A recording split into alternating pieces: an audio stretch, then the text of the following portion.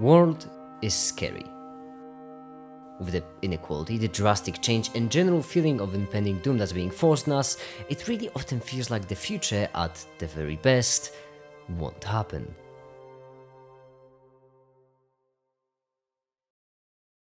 And that's why I'm here today, to make the argument that future will be fucking great.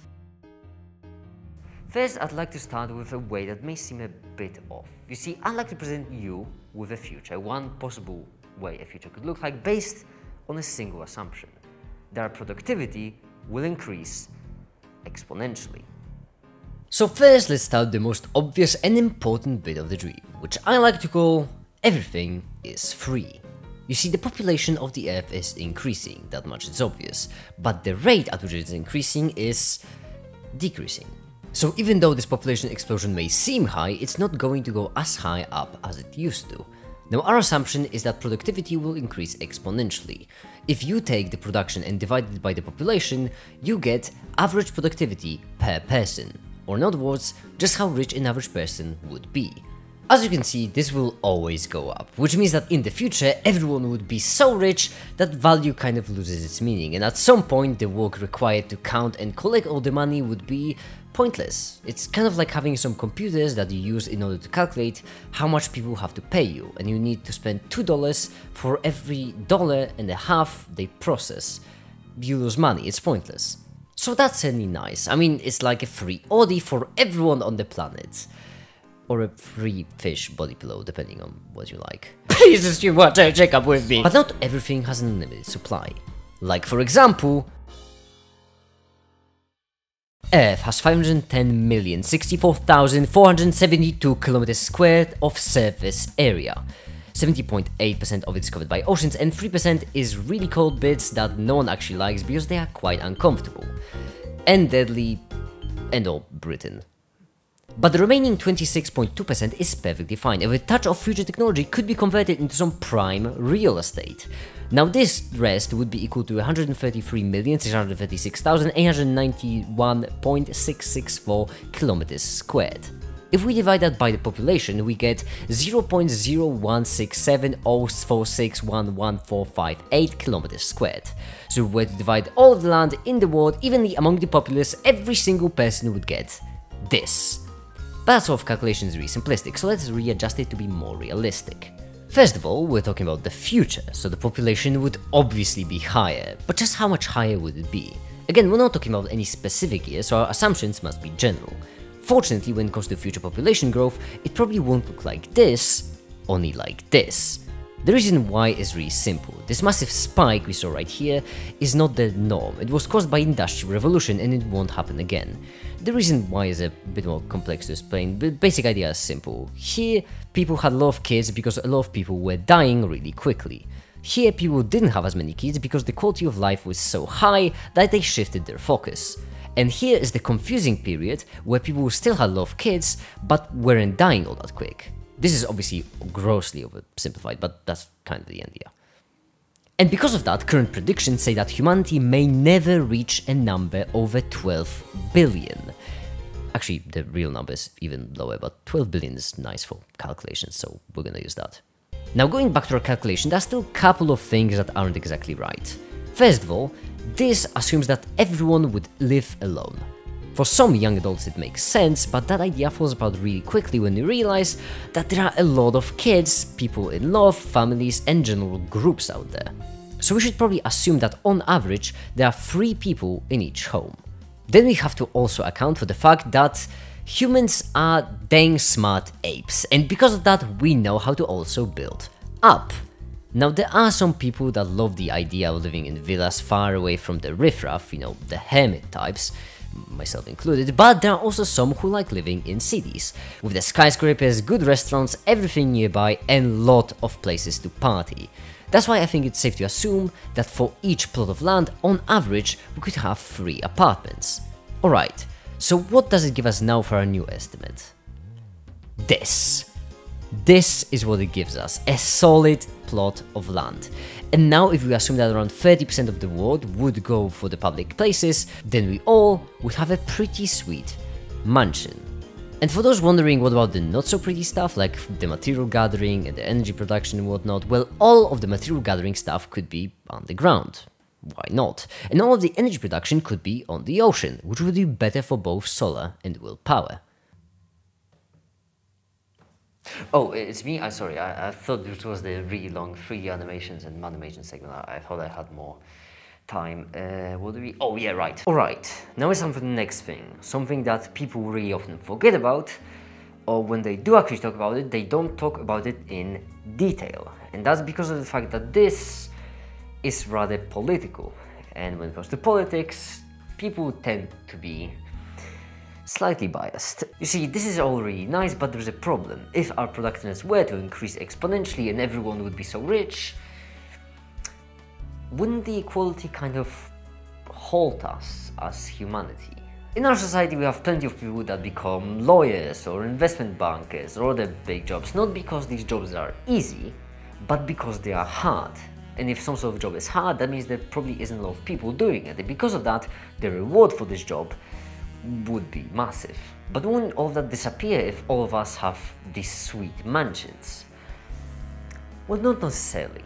You see, to fix that problem, we came up with systems, political systems, which are created in order to fix that inequality between productiveness and the reward. And the two major players are communism and capitalism. Now, basic idea is simple. This is gonna be a bit oversimplified, but here's how it works.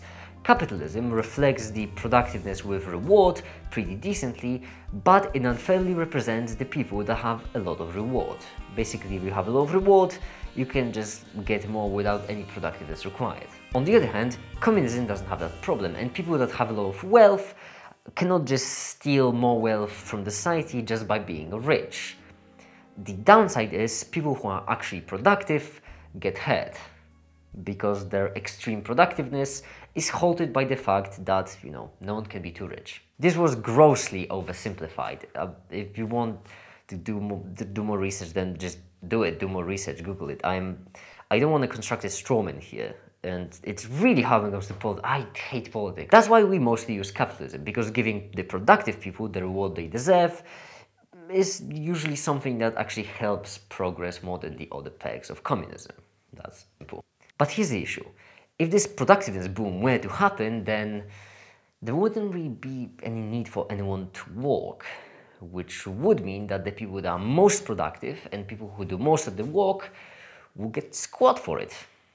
And because of that, even though this future seems amazing, it would hurt the people that would have to work the hardest in order to achieve it. What can we do about that? Well, since we can't really solve this problem with any simple approach, how about the complex one? We'll get back to that soon. And the last thing to add, just to make sure that I spark a bit of hope into everyone, would be technology. And when I say technology, I don't mean like a new MacBook or something. No, I mean genuine, life-changing technology. Best example of that would be medicine. You see, there's a really solid way to fix any problem in the human body, and that's replacement. If there's any organ in your body that's failing, the most consistent and permanent way to fix it is to replace it. You see, if there is a problem with your lungs, for example, then there is a really solid chance that it will leave some permanent damage even when fixed. This is not an issue when you replace the lungs with new ones. Currently, the only two things stopping us from replacing every failing organ in your body are 1. There aren't enough organs lying around, and 2. Transplants can sometimes fail. The number of failures is small, but the risks are still too high for the minor injuries. Now, what's really nice is that both of these problems can be solved by technology. First one is simple. Right now, the only reliable way to get human organs is from humans, dead ones. So that's a bit of a problem. If the rate at which you can cure people with this method is directly linked to the mortality rate, that's suboptimal. Fortunately, there is an alternative. We could grow organs in the lab. Lab-grown organs have the upsides of the supply being linked to the productivity instead of the mortality, being better than the natural organs since once they're grown in the lab we can optimize them, and giving us absolute certainty about their properties. This will be important later. But there is a downside. Growing them in the lab is hard. Really hard. That's why today they are more of a science fiction than a permanent organ. The second issue of transplants sometimes failing can be fixed by increasing the certainty of success, preferably to 100%. And this is possible because since we've grown the organ, we can also have absolute certainty when it comes to its properties. And when we know 100% of the information about the input into any sort of reaction, we can also be 100% certain about the output. Ah, it's nice, isn't it? What a place to live in. Except, is it possible? I mean, yeah, it sure is nice to just sit around here and just watch these animations explaining how amazing future could be, but could it actually happen? Is it possible? Well, first things first, how do we increase our productivity this drastically? Artificial general intelligence is exactly what it sounds like. Artificial, so created by humans, intelligence, so an intelligent system, and general, which basically means that it would be able to perform well on a general variety of tasks. So for example, right now we have crazy lot of AIs, but none of them are general. You have some AIs in a video game that are trying to find the best path to catch. You have the YouTube algorithm, which is trying to find the best videos for any person watching those videos, and you have ChatGPT, which is trying to predict as accurately as possible the next word in a sentence. But none of them are general. General intelligence would be more like humans, because humans are general intelligence. Humans can solve any possible problem in existence. And that's something we really often appreciate. We really often solve problems either directly, so for example inventing math or inventing science, or with a proxy, so creating another intelligent system in order to solve these tasks for us. But how would AGI help us? Right now, when you are faced with a problem, there are 3 ways to solve it.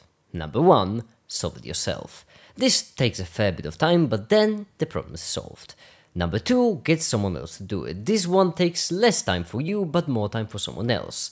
Number 3, instead of solving a problem, focus on creating a system for solving this problem. This approach takes a lot of time for the first time you have to perform a task, but it takes practically no time for all the rest.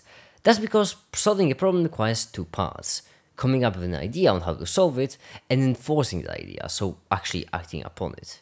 Right now, when it comes to the second part, it's really not that hard. We can do it ourselves, get other humans to do it, or just build something else that does it.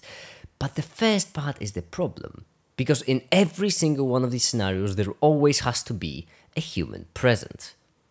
But this would change if we introduce AGI. You see, AGI will be smarter than humans, not necessarily because humans will create a smarter system, only because it doesn't have a limit on just how intelligent it could get. When it comes to humans, there is a limit on just how intelligent a person can become, if for no better reason your brain has a limited size. AGI does not have that problem, because if it ever needs to be more intelligent, it would just get itself a couple more PCs, that's it. And because of that, AGI for the first time ever would beat humans at their own game. Now we humans are pretty awesome, at least I think. So we can create a lot of amazing machines that we would consider better than their animal counterparts. But are they actually better? Let's take, for example, a horse and a train. I mean, a train usually is faster than a horse, and it can carry a lot more materials, a lot more stuff with it. But is it better? Let's consider horses for a second. They have to be good at a variety of tasks, like being intelligent, growing, defending from predators, reproducing, carrying stuff, digesting, and whatnot. We can represent how well they are doing when it comes to these tasks with 2 bar graphs. First one representing their general capabilities, and second one representing how well they perform at separate tasks. Now when it comes to the trains, they aren't really better than horses. Trains were created using some cogs and wheels. Horses use nanotechnology, so saying that trains are better than horses is a bit incorrect. Instead, trains are better for human use. We optimize them. Optimizing basically means taking all of these tasks and sacrificing performance in some of them for a massive boost in the rest. But what's important to remember is that when you optimize, you can still create something that will be generally worse while still being better for our goals. But if that is the case, if fighter jets really are better for these very specific things than eagles, then why haven't eagles created any fighter jets of their own? For example, to hunt for prey more efficiently. And then why hasn't prey developed some more tanks or missile launchers of their own to defend themselves from eagles. Why haven't you still subscribed to my channel? I have 560 subscribers and this video is really long and really well done. Have you seen how many animations I added in? Well, that's obviously because you do actually need intelligence in order to optimize something. But, and this bit is really important, when you actually finish optimizing your product, it does not have to be generally better in order to be better for our purposes. And that's why AGI, with our current technology, could still optimize our society into this amazing techno paradise I've promised you before. And then after a couple of days at the very worst, it could use this technology in order to optimize it even better, create even more, even better technologies. And just like that, we would be living in the future. So there we go. The future sure looks amazing, but there's still one tiny wrinkle. What if it doesn't happen? So now we can talk about what if it doesn't happen, or more specifically, how could it not happen? Well, there are two basic possibilities. Possibility one, we will actually create AGI, or possibility number two, we'll die before we get there. Now, I can pretty confidently say that we will not die before we get there. I mean, yeah, there's a lot of terrible things going on, you know, with the climate change and whatnot. There's a lot of problematic stuff is actively going on, but it is incredibly difficult to eradicate humanity as a species. And nuclear winter may have a solid shot at this, but this is still very unlikely to happen. That's why I'm gonna disregard this, and I'll just tell you, humanity won't die. Trust me, if humanity will die, then you can come back to this video and you can comment, make it, you're wrong, humanity actually died. I don't know how you do it, but... And we'll just focus on creating the AGI. So if we were to create AGI, what problems could we face? Well, once again, there are two. First of all, AGI would be created, but by a selective group of people for the selective group of people. Which basically means that some rich folk, let's say, would pay some researchers in order to create an AGI that would only serve them. This is a problem because AGI would be the last human invention. It is so intelligent that from then on, AGI would be able to invent things faster than humans, better than humans, things that humans could never even imagine. Because of that, it is the ultimate tool, the ultimate weapon, the ultimate defense. If someone was to create AGI and keep it for themselves, no other human would ever be able to get it back. Even more, no other human would ever be able to create an AGI because the first AGI would be able to stop them. This is a massive problem. The way to fix it would be to get everyone on the planet working on the AGI as a group, as a collective. Which certainly could happen. I mean, don't get me wrong, there are plenty of scientists are actually pretty amazing and plenty of them just want to make the world a better place. They don't really care about their own personal gains because they know that if they achieve it, if they actually achieve the goal of creating AGI, everyone on the planet would live their best life. So they don't care about, you know, getting more stuff for themselves. And I've shown you the dream. It really seems like we wouldn't really need all that much more. Right? I mean, if everyone would get a villa and we would live in this perfect society where everyone would be practically immortal, why would you actually need anything else? I'm hoping that most of you at least see it that way. So we have to make sure that if we are going to work on the AGI, we have to do it as a collective. Because the advantage of working on it as a separate group is that you decrease the number from 8 billion to whatever is lower. The reward won't change all that much because even though if you're bringing down the population that actually will gain these bonuses from the AGI from 8 billion to let's say 1,000, that may seem like a massive increase, but in reality it wouldn't be all that different. You know, after building your 7th expensive house, getting your 16th expensive car and buying your 3rd cube made of solid gold, you would kind of get bored of that if you're alone. But the second issue is much more pressing. You see, if we introduce competition to AGI creation, then people would be incentivized to rush it. As I mentioned, the first person to create AGI would reap all the benefits. The rest could could just go and suck an egg. Because of that, you're not just trying to create AGI, you're trying to create AGI first. You have to be first. Which means that you rush things, you know. The safety checks may be important, but what if someone else wouldn't make these safety checks and they got there first? Well, then we should really skip these safety checks because, I mean, it saves time. Which could lead to misaligned AGI. Misaligned AGI is such a huge problem that I will have to make a separate video about this. But, as I always like to sum it up, the basic idea is, best case scenario, humanity will die. Best case scenario. As a kind of sample of what misalignment is, if you have this incredibly intelligent AGI system and you just tell it, I want all humans to smile all the time, then a pretty intelligent misaligned AGI would probably enslave all of the humanity in existence just to trap them and force them to smile. Because when people are happy, they have a solid chance of smiling. But surgically removing their capability to not smile has a 100% chance of getting people to smile. It's better. You see, if we create an AGI which is not misaligned and does actually obey the human morale system, then we could just tell it to reward people based on their work. In that case, we could create a system which wouldn't be exactly capitalism, it wouldn't be exactly communism, it would be better. Because we wouldn't just have these general guidelines that are supposed to guide our society. No, we would have a being, incredibly intelligent one, that could decide which human should get what reward.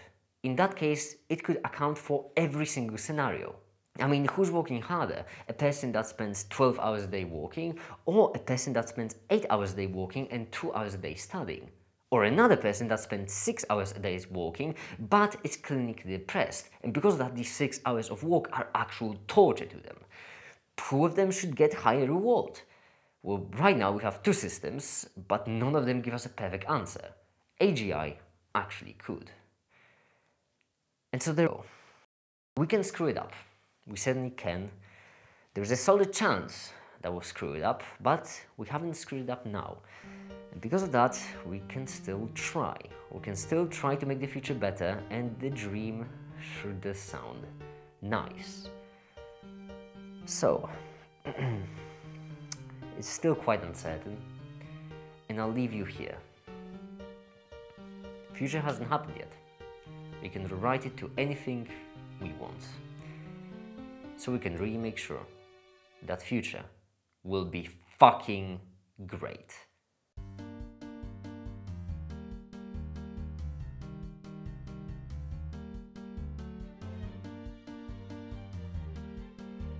There we go.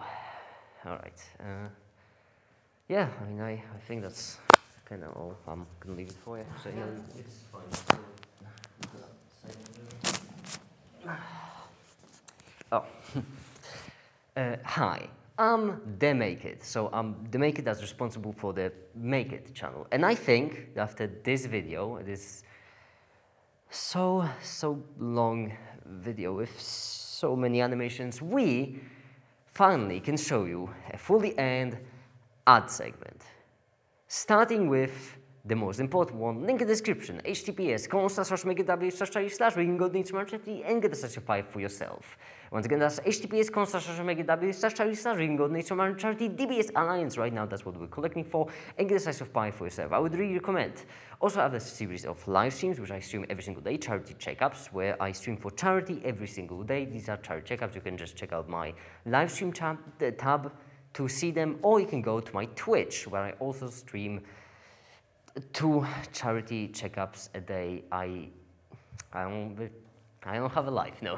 And for the 25th charity checkup, I donated $25 charity. For the 50th, I donated $50 charity. For the 100th, I donated $100 charity. For the 200th, I donated $200 charity. And in a month, actually less than a month, it's around 20 days right now, we will get the 300th charity checkup. I would be streaming for the charity for 300 days now, and then I will donate $300 to charity. So be sure to join it there, because that's gonna be pretty exciting. Anyway, there's also some other stuff. Like, for example, I have a Discord server, would also recommend. It's pretty fun.